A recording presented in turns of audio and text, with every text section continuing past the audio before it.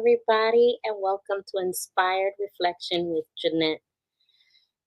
If you've been following what I've been doing this week, is Jacob's story and how it applies to business.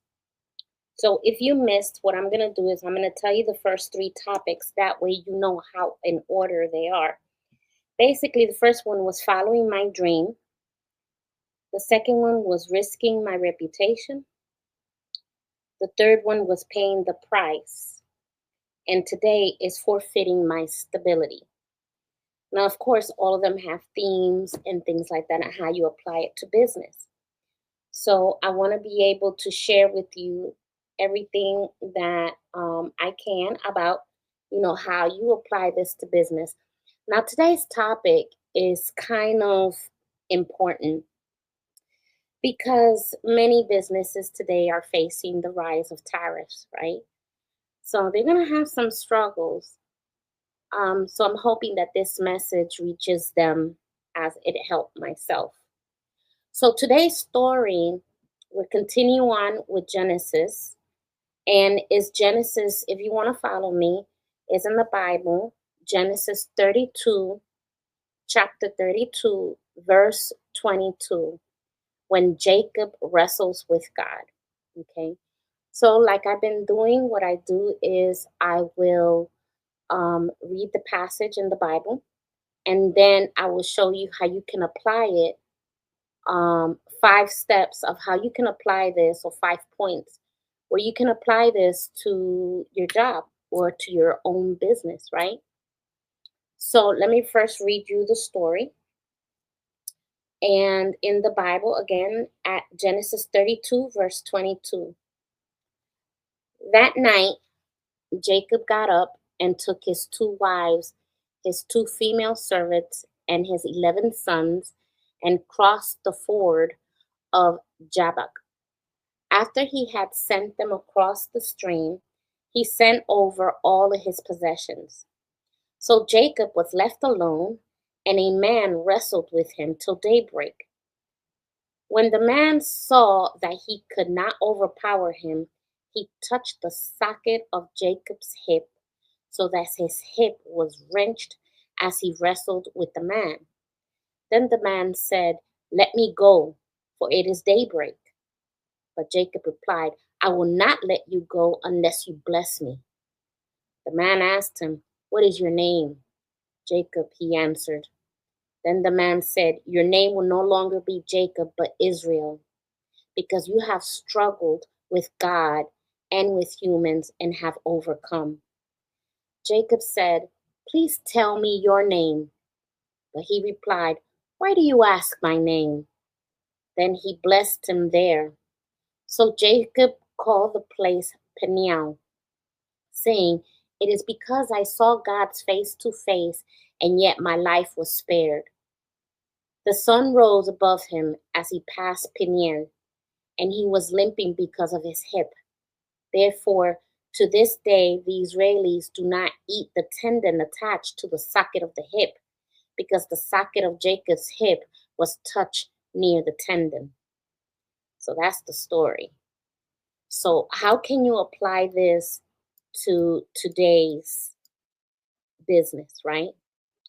In Genesis 32, 22, verse 32, Jacob wrestles with a mysterious man who is later revealed to be God or an angel. This event marks a pivotal moment in Jacob's life where he struggles physically, emotionally, and spiritually. By the end of the encounter, Jacob is blessed and renamed Israel, signifying a transformation in his identity and future. To apply this story to your business and the concept of forfeiting stability, here are a few key insights. Insight number one: embrace the struggle as a path to growth. In business, as in Jacob's story, moments of uncertainty and struggle often lead to growth and transformation. Just like Jacob had to wrestle to receive his blessings, there might be moments in your business when you feel like you're fighting for success or clarity. These struggles are part of the journey and they can refine you. your skills, and your business, even if they temporarily threaten your stability. Insight number two, let go of control. Jacob was physically wounded during the struggle, which symbolizes his needs to relinquish control and submit to God's will. In business, this can mean acknowledging that not everything is within your control. Sometimes letting go of the need to micromanage or always have the upper hand can open up new opportunities for divine intervention and growth. Um, Concept number three, faith over fear. Jacob's willingness to keep holding on, even when it seemed like he might be overpowered, showed his perseverance and faith.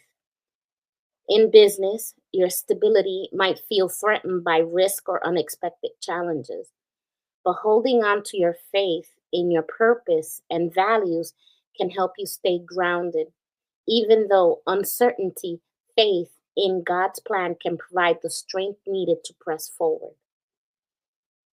Point number four, transformation through perseverance. Jacob left the encounter with a new name and a new identity. In your business, you might feel like you're being stretched beyond what feels comfortable, but this is often how growth happens. When you endure through difficult moments, you may emerge with a new wisdom, creativity, or renewed sense of purpose. The process of wrestling with the tough challenges of business can transform you and your company. So this has happened with us, right? And with the Creative Spirit channel, it has happened. And that is so true. Okay, point number five. Find your blessing in your struggle. At the end of Jacob wrestling, God blesses him, even though Jacob had to forfeit his previous stability. He was ultimately rewarded with a greater future. In business, taking risk or stepping out of your comfort zone can lead to new blessings. Your business might need to let go of the old model or approach to find greater success and fulfillment in your future. So, in summary, how do we put all this together?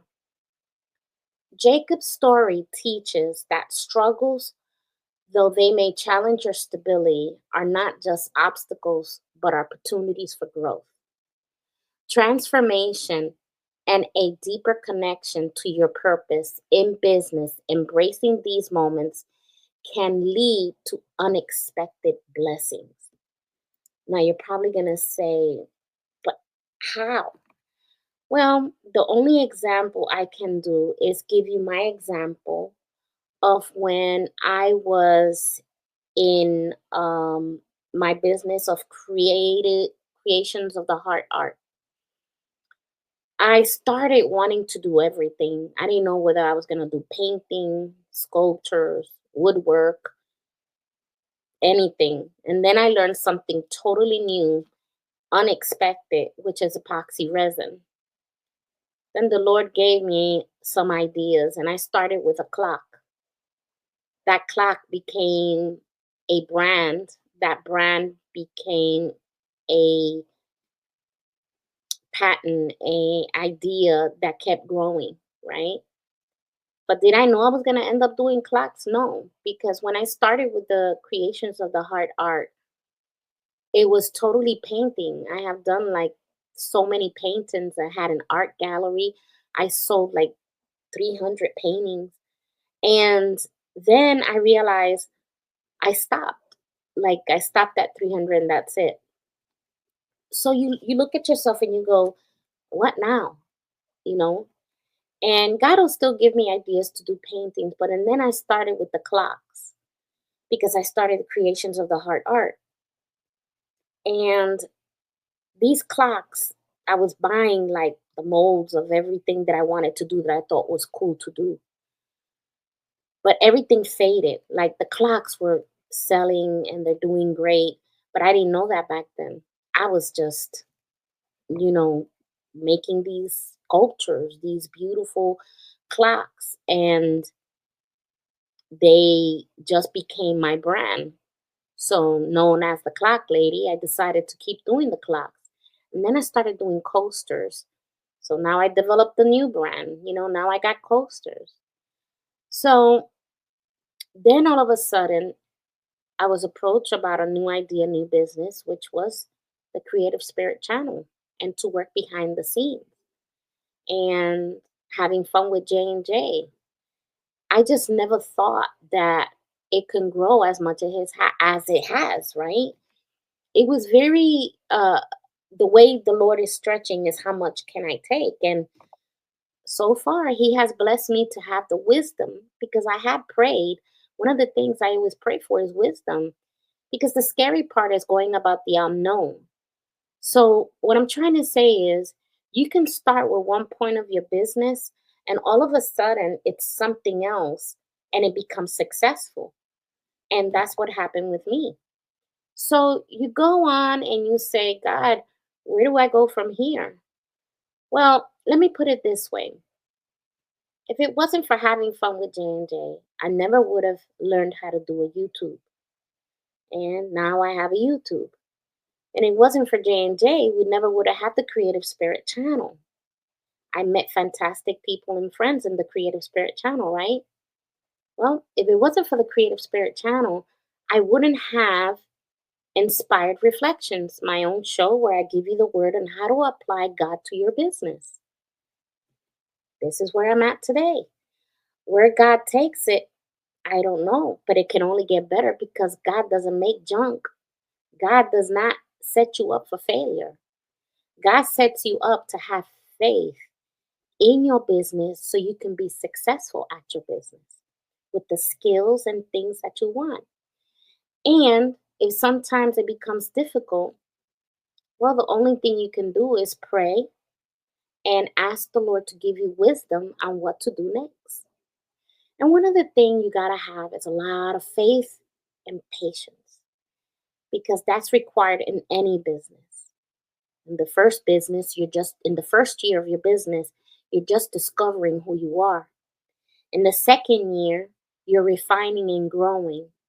By the third year, you should start seeing revenue.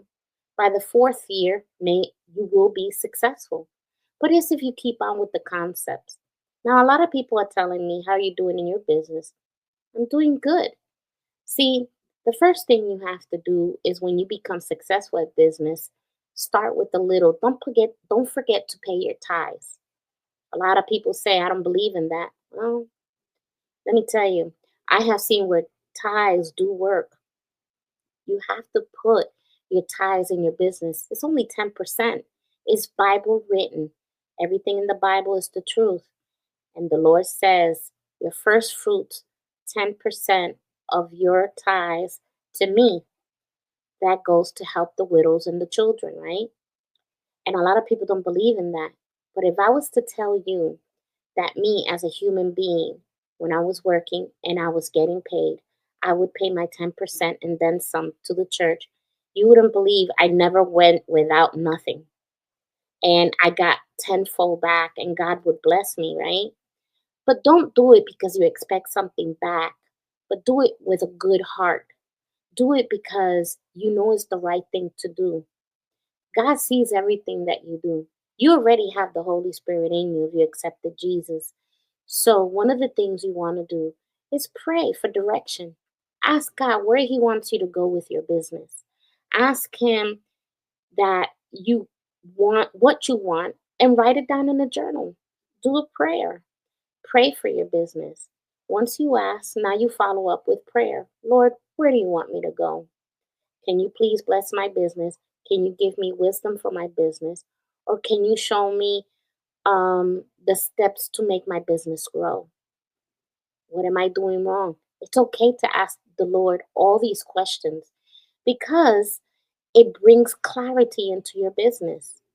Now, what I love is that with the merchants at the Creative Spirit channel, they have an opportunity to be on a program and grow their business or an ad, right? This is not really about the Creative Spirit channel, but the idea that we're in a position where we can help people.